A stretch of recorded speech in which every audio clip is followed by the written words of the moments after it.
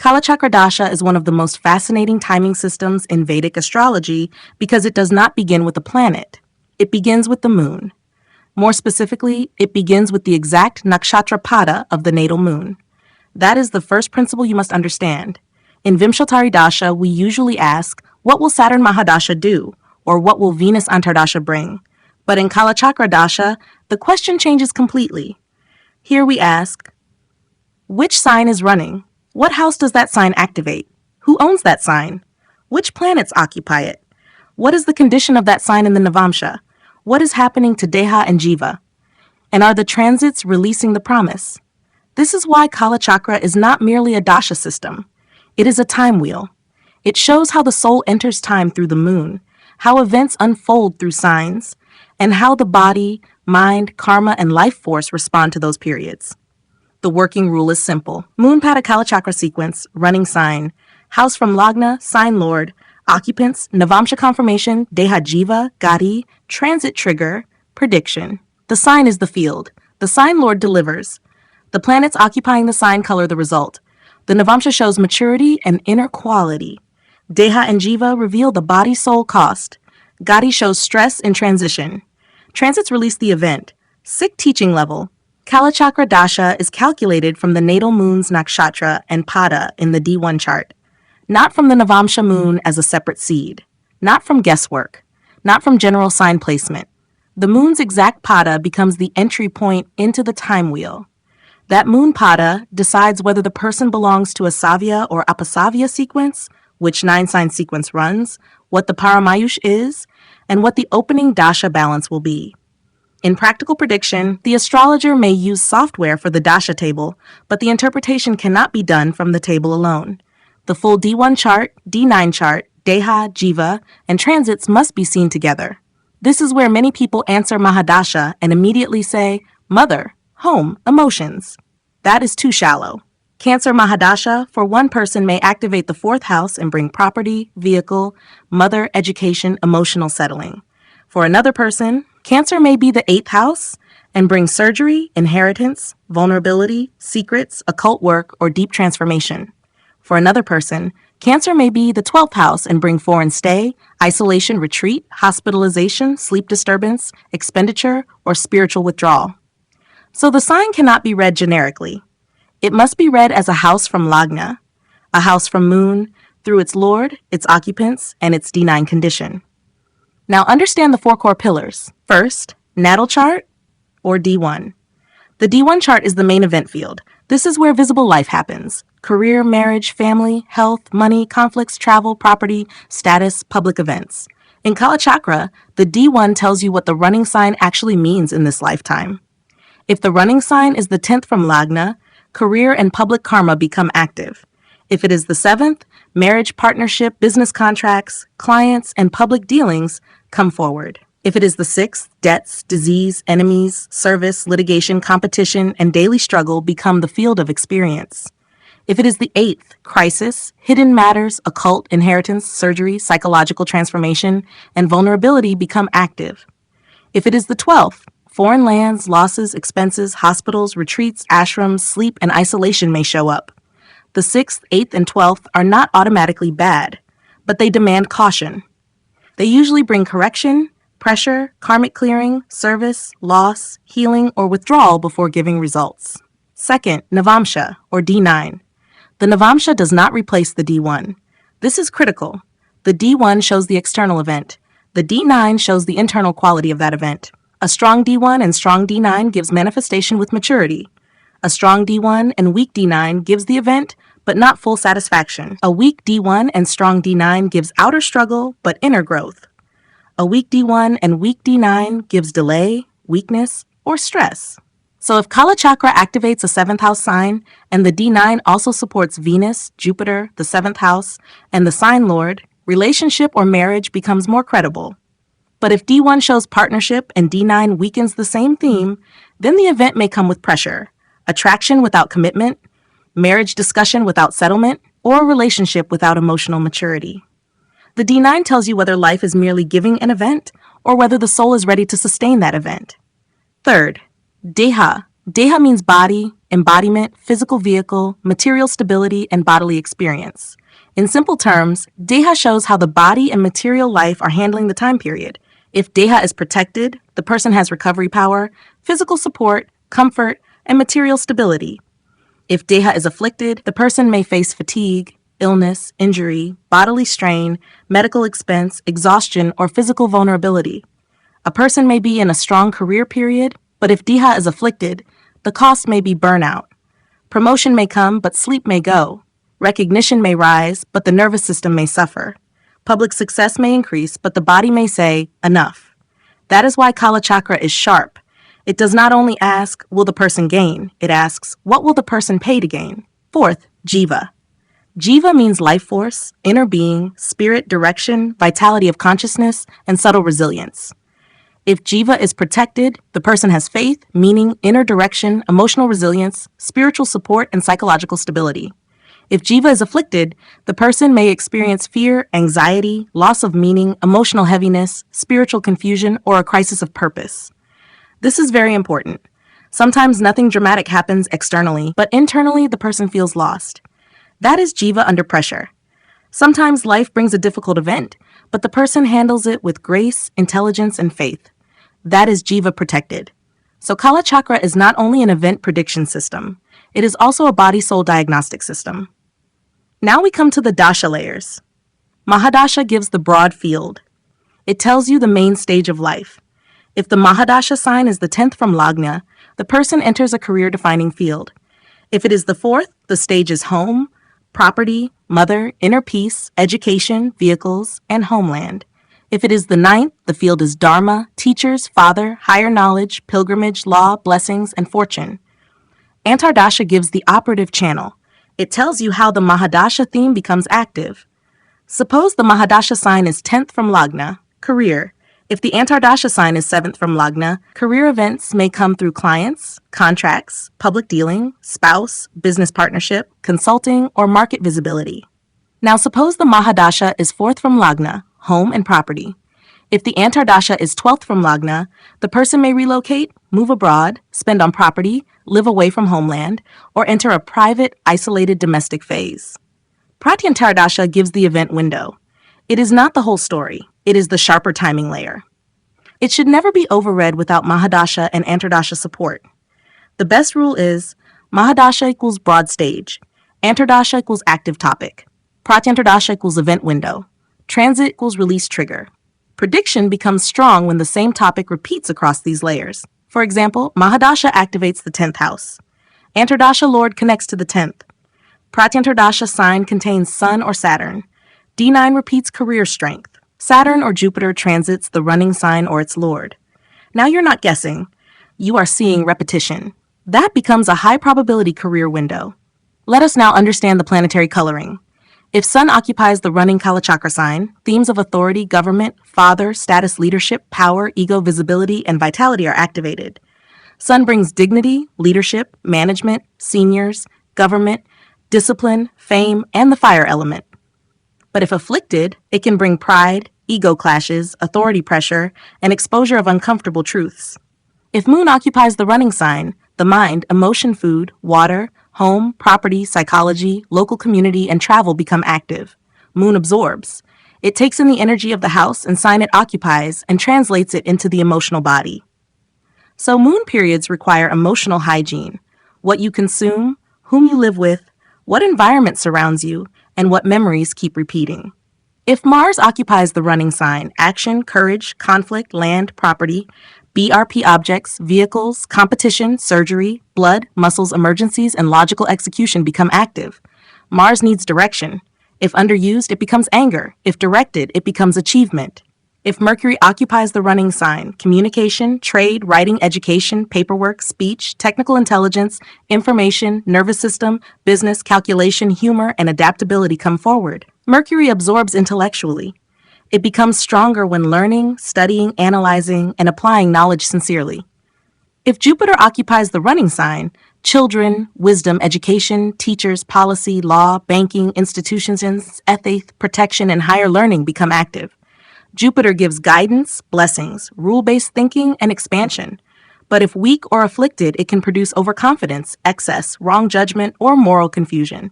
If Venus occupies the running sign, marriage, intimate relationships, luxury, comfort, vehicles, art, beauty, wealth, clothes, finance, medicine, self-worth, and agreements become active. Venus transforms the house it touches through desire, refinement, beauty, and value. If distorted, it may bring indulgence, vanity, attachment, or relationship imbalance. If Saturn occupies the running sign, responsibility, delay, discipline, karma work, fear, endurance, aging, pressure, machinery, construction, oil, minerals, service industries, and time-bound duties become active. Saturn is slow, dry, old, realistic, and karmic. Wherever Saturn acts, life says, carry the weight, finish the duty, mature through pressure. If Rahu occupies the running sign, foreignness, obsession, ambition, technology, illusion, sudden rise, social media, images, optics, AI, software, marketing, rebellion, and unconventional success become active. Rahu can give visibility, but it can also create confusion, shortcuts, deception, addiction, or restless hunger. If Ketu occupies the running sign, detachment, spirituality, separation, occult knowledge, mathematics, history, secrets, inheritance, machines, fault-finding, research, philosophy, and expanded consciousness become active. Ketu cuts attachment. It can make a person precise, spiritual, withdrawn, or strangely brilliant, but also disconnected. Now let us understand signs as fields. Aries as a Kalachakra sign brings initiation, courage, confrontation, new beginnings, leadership, and raw action. It can start something powerful, but it needs direction. Without purpose, Aries becomes impatience, anger, and impulsive decisions. Taurus brings wealth, food, family, speech, beauty, stability, resources, and self-worth. It can build calm you, but if afflicted, it may produce possessiveness, indulgence, or resistance to change. Gemini brings communication, writing, trade, siblings, networking, teaching, learning, media, and movement of ideas. It is brilliant for intellectual activity, but risky for gossip, indecision, superficiality, and scattered focus. Cancer brings home, mother, emotions, property, vehicles, nourishment, belonging, and psychological sensitivity. It can heal and protect, but if afflicted, it may bring mood swings, dependency, emotional flooding, or instability. Leo brings authority, father, leadership, education, romance, creativity, recognition, and self-expression. It can produce visibility and dignity, but if damaged, it can create ego battles, pride, or pressure from seniors. Virgo brings health, service, analysis, daily work, debts, disease, enemies, technical precision, and improvement. It can make a person useful, skilled, and efficient, but if afflicted, anxiety, criticism, perfectionism, and burnout become likely. Libra brings marriage, partnership, diplomacy, contracts, fairness, social image, art, and negotiation. It can create agreements and relationship development, but if weak, people-pleasing, indecision, dependency, or superficial harmony may dominate. Scorpio brings transformation, hidden matters, secrets, research, occult sexuality, inheritance, crisis, surgery, and psychological depth. It is powerful but intense. It may destroy what is false so something deeper can emerge. Sagittarius brings dharma, teachers, higher education, law, religion, long-distance travel, ethics, father, and blessings. It can open wisdom and guidance, but if distorted, it may become dogma, overconfidence, or moral judgment. Capricorn brings work, pressure, career structure, status, responsibility, public accountability, institutions, construction, oil, minerals, machinery, and endurance. It gives results late, but those results are earned. Aquarius brings gains, networks, technology, innovation, social systems, income, reform, research, and collective purpose. It can give futuristic success, but also obsession, detachment, and sudden reversals. Pisces brings foreign lands, sleep, dreams, spirituality, surrender, imagination, healing, charity, isolation, retreat, and release. It can open grace, compassion, and moksha themes, but if weak, escapism, confusion, and boundary loss can appear. Now let us take a few simple examples. Imagine Taurus, Lagna, and Scorpio Mahadasha. Scorpio becomes the 7th house. If Jupiter occupies Scorpio, Mars as Lord is strong, and D9 supports Venus and Jupiter. This period can bring serious partnership, marriage discussions, spouse-related growth, public dealing, business contracts, or a deep transformative relationship. But because Scorpio is involved, the relationship may not be casual. It may expose fear, loyalty, control, secrecy, or emotional depth. This is not light romance. This is karmic bonding. Now, imagine Leo Lagna and Cancer Mahadasha. Cancer becomes the 12th house. If Saturn and Rahu occupy Cancer and Moon is weak, this period needs caution. It may bring foreign relocation, isolation, hospital environments, sleep issues, emotional withdrawal, heavy expenses, or karmic exhaustion. If Deha is afflicted, the body needs care. If Jeeva is also afflicted, the person must protect mental and spiritual stability. This may still become a retreat, research, spiritual practice, or foreign settlement period, but only if handled consciously. Now imagine Aries Lagna and Capricorn Mahadasha. Capricorn is the 10th house. This can be a major career period, but Capricorn is Saturn's sign, slow, heavy, duty-bound, structured. So the person may gain authority through pressure, deadlines, senior responsibility, compliance, engineering, administration, construction, government, oil, mining, or large systems. If Saturn is strong, the rise is solid.